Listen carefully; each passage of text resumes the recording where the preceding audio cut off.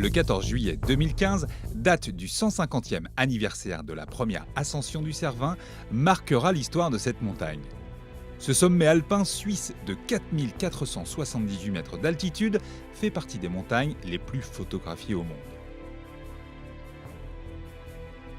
Pour marquer l'événement, le spécialiste de la montagne Mammut et les guides du Zermatt ont formé sur la voie du Hörlingrat une chaîne lumineuse pour témoigner de l'importance de la première ascension réalisée par la cordée d'Edward Whymper. Ce magnifique spectacle visuel a été conçu par l'agence Erdmann Pesker et immortalisé par le célèbre photographe de montagne Robert Bosch.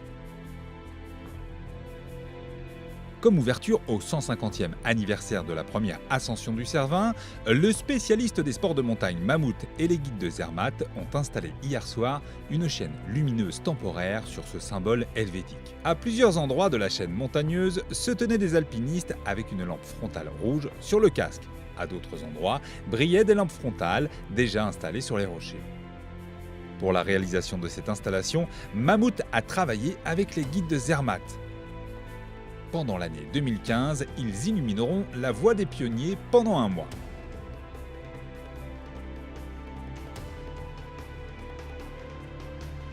Mais pour grimper cette montagne, il faut en connaître tous les recoins. L'équipe de Mammut en témoigne. To climb the Matterhorn, it's very technical. So because it's a technical mountain, so if you take 5 hours to go up, you take almost 5 hours to go down.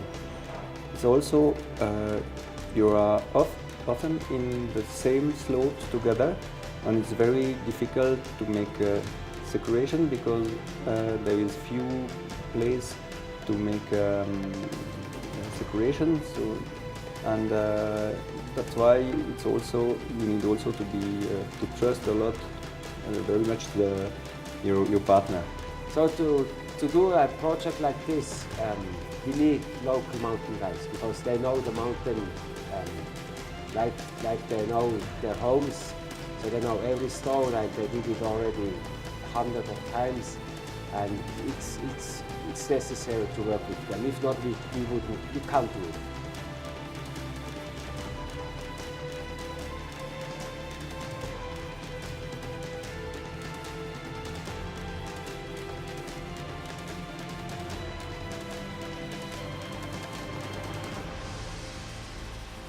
Cette montagne très difficile à gravir comporte plusieurs dangers.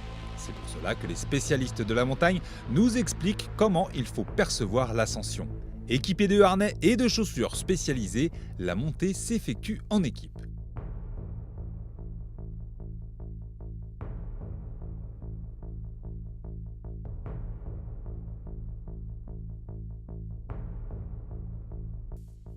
Compare climbing Matterhorn now or 150 years ago when Whymper did the first ascent, it's quite another history because they climbed that with hemp ropes and spike shoes, and they didn't use the route, and they had with these ropes they just tied that at the waist, and if you fall,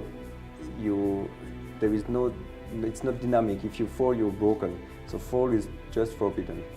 And now when you climb, you have some spikes, you have some poles to secure on it, and up there, and to go to the summit, you have some fixed ropes, big fixed ropes. You can just pull on it, and that makes quite easier.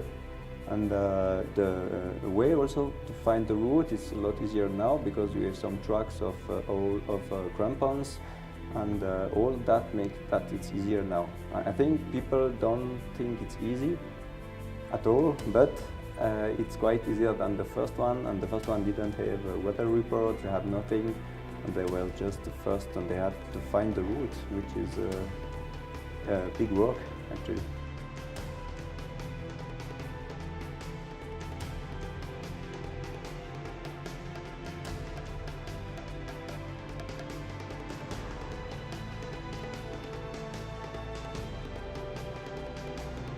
L'instant très particulier, juste avant la tombée de la nuit, a été immortalisé par le célèbre photographe de montagne Robert Bosch. La journée d'hier a été un défi photographique particulièrement intense pour Bosch.